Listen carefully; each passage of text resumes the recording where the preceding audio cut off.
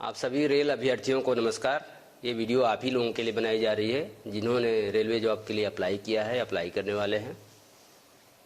पिछले वर्ष रेलवे ने बहुत भारी संख्या में 1,54,000 यूथ को एम्प्लॉय किया है दिसंबर 2023 तक, और जिन्हें पदस्थापित कर दिया गया है या आवश्यकता अनुसार उन्हें ट्रेनिंग पे भेज दिया गया है। उन सभी का समायोजन कर लिया गया है और आज के डेट में railway man power optimum level पे है। लेकिन ऐसी बात नहीं है कि और आवश्यकता नहीं है। जिस तरह से रेल का रैपिड ग्रोथ हो रहा है, जिस तरह से क्वांटम ग्रोथ हुआ है, जिस तरह से एक्सपेंशन हो रहा है, और चूंकि एक ये स्टाफ सेंट्रिक ऑर्गेनाइजेशन है तो इसमें स्टाफ की ज़रूरत होती है और हर वर्ष उसी पैमाने पे लोग रिटायर भी करते हैं। इसलिए हर वर्ष हर कैटेगरी में, ख़ासतौर से सेफ्टी कैटेगरी में, तो उसमें तो हम वैकेंसी अफोर्ड ही नहीं कर सकते, तो उनको भरना ही होता है। अभी सभी अभ्यर्थियों के हित में यह निर्णय लिया गया है कि अब कैलेंडर बना के हर साल वैकेंसीज़ को हम नोटिफाई करेंगे। हर वर्ष नियुक्ति की प्रक्रिया जारी रखेंगे बिना गैप के। जैसी जैसी वैकेंसी होगी, depending on vacancies and requirement of course, तो इसके हिसाब से हम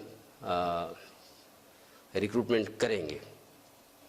ऐसे ही अभी जनवरी के महीने में एएलपी का नोटिफिकेशन हुआ जिसमें 5,696 वैकेंसीज़ के लिए नोटिफिकेशन निकला है। और जो जनवरी में नोटिफिकेशन हुआ है उसमें हमारा लक्ष्य है कि दिसंबर तक उस पूरे प्रोसेस को कंप्लीट कर लें और दिसंबर में हम एएलपी का 5,696 लोगों का पैनल दे दें। और जैसे ही पैनल वो समाप्त हो, चूँकि ये वैकेंसी राइज होती जाती है, तो अगले वर्ष के लिए भी हम कैलेंडर जारी कर दें। इतना ही नहीं, जैसा कि स्टूडेंट्स का भी, जो हमारे यूथ है, उनका डिमांड था कि और भी वैकेंसीज कब आ रही हैं, कब आएंगी, तो उसको भी ध्यान में रखते हुए रेल मंत्रालय ने अभी हम लोगों ने इसको नोटिस में भी दे दिया है कि टेक्नीशियन कैटेगरीज में जिसमें 9,000 वैकेंसीज हैं, ऑलमोस्ट अनुमानित वैकेंसीज हैं, उसके लिए भी हम लोगों ने एक टेंटेटिव कैलेंडर दे दिया है कि 9,000 वैकेंसीज़ को फरवरी के महीने में 2024 में नोटिफाई करेंगे और एक साल में, यानी कि अगले साल फरवरी तक इसको कंप्लीट कर लेंगे। कंप्लीट करने के बाद एक नेक्स्ट साइकिल में हम नोटिफाई करेंगे ये, ताकि पूरे रिक्रूटमेंट प्रोसेस को टाइम बाउंड मैनर में हम इसको कंप्लीट कर पाएँ, संपन्न कर पाएँ। इसके अलावा रेल मंत्रालय ने एक बहुत बड़ा कदम उठाया है एज रिलैक्सेशन दे करके। कोविड के टाइम में, जैसा कि आप जानते हैं, 2-3 साल तक परीक्षाएं करना संभव नहीं हो सकी थी। बहुत सारे कैंडिडेट्स ओवर एज हो गए थे, तो उनको सम्मिलित करने के लिए, उनको भी अवसर प्रदान करने के लिए रेल मंत्रालय ने 3 साल का, 1 साल नहीं, 2 साल नहीं, 3 साल का एज रिलैक्सेशन दिया है, जो कि जिससे हमारे कैंडिडेट्स जो वंचित रह गए थे, जो चूक गए थे एग्ज़ाम देने से, हो पाएंगे, अपीयर हो पाएंगे आगामी होने वाले एग्ज़ाम्स में। तो एक बड़ा उनके लिए भी अवसर होगा। और इस संदर्भ में मैं कुछ और बातें ही बताना चाहूँगा अपने अभ्यर्थियों को कि जब भी नोटिफिकेशन निकलता है तो फॉर्म कैसे भरना है। फॉर्म फिलअप करने से ही आपका एग्ज़ाम शुरू हो जाता है, वहीं से, वो भी पार्ट है एग्ज़ाम देने का। तो बहुत से अभ्यर्थी बाद में बड़े हताश हो जाते हैं कि उनका फॉर्म रिजेक्ट हो गया। तो हम लोगों ने देखा, हम लोगों का अनुभव ये है विगत रिक्रूटमेंट्स में कि बहुत से 5% के करीब ऐसे एप्लीकेशंस रिजेक्ट हो जाते हैं जिनमें प्रॉपर ढंग से सिग्नेचर नहीं किया गया है या प्रॉपर ढंग से फ़ोटो नहीं लगाया गया है।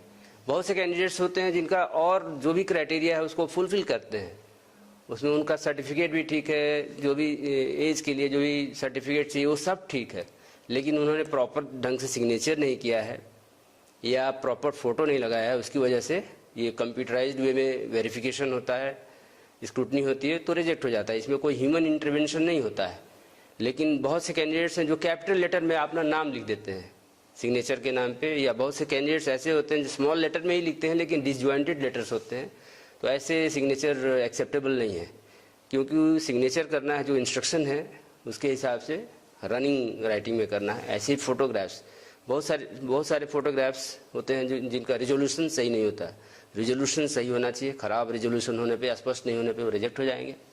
ऐसे बहुत से कैंडिडेट्स होते हैं जो फुल बॉडी का अपना फोटोग्राफ दे देते हैं, या बहुत से ऐसे कैंडिडेट होते हैं, अभ्यर्थी होते हैं जो सेल्फी दे देते हैं, और ऐसे भी कैंडिडेट्स होते हैं जो ग्रुप में फोटोग्राफ्स दे देते हैं। वेरीफाई करना बड़ा मुश्किल होता है, और जैसा कि आप जानते हैं आइडेंटिटी और जेन्युइनिटी सबसे इम्पोर्टेंट पार्ट है किसी भी रिक्रूटमेंट प्रोसेस का। हमारी तरफ से अपील यही है कि फॉर्म भरते वक्त आप बहुत अलर्ट रहें, बहुत ध्यान से भरें, ताकि ये जो सुनहरा अवसर आपको मिला है उससे आप वंचित न रह जाएं। और जो भी बातें मैं बता रहा हूँ, इन सब बातों को सभी आरआरबीज ने अपने वेबसाइट पे दे दिया है, उसको आप देख सकते हैं। और ऐसे ही एज रिलैक्सेशन भी दे दिया गया है। तो हम सभी प्रतिबद्ध हैं, जो भी हम लोगों ने कैलेंडर दिया है, जो भी शेड्यूल दिया है, उसको हम लोग उस लक्ष्य को उसी शेड्यूल के हिसाब से जितना रिक्रूटमेंट है उसको हम कंप्लीट करें। और अब आपकी बारी है कि आप जो शेड्यूल दिया गया है उसके हिसाब से तैयारी करें। अब आप जी जान से लग जाएं एग्ज़ाम देने के लिए।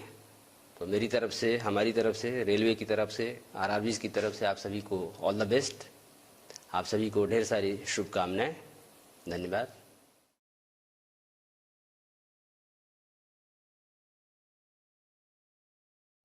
दोस्तों मॉक टेस्ट के लिए जिन्हें भी टेस्ट टू पास बाई करनी है, देखिए उनके लिए काफ़ी अच्छा अवसर है। इनके तरफ से दोस्तों हैप्पी आवर सेल चल रहे हैं, जहां पे yearly text book pass pro पे भारी डिस्काउंट है। 699 वाला मात्र आप लोग 439 रुपीज़ में बाई कर सकते हो। इसके बाद जितने भी गवर्नमेंट एग्जाम है, रेलवे के सारे एग्जाम के मॉक टेस्ट, अपकमिंग जो एग्जाम्स है उसमें भी सारे मॉक टेस्ट, इसके बाद SSC, banking, other state government exam के मॉक टेस्ट लगा सकते हो। बाई करते समय अगर कूपन कोड में टाइप करते हो NEW न्यू, तो तुरंत आपको एक्स्ट्रा 10% की जगह 12% अभी जो है तो यहाँ पे ऑफ मिल जाएंगे। तो वीडियो के डिस्क्रिप्शन बॉक्स में लिंक मिल जाएंगे, वहाँ से चेक कर लीजिएगा, और चाहो तो बाई करके इसका फायदा आप लोग उठा सकते हो।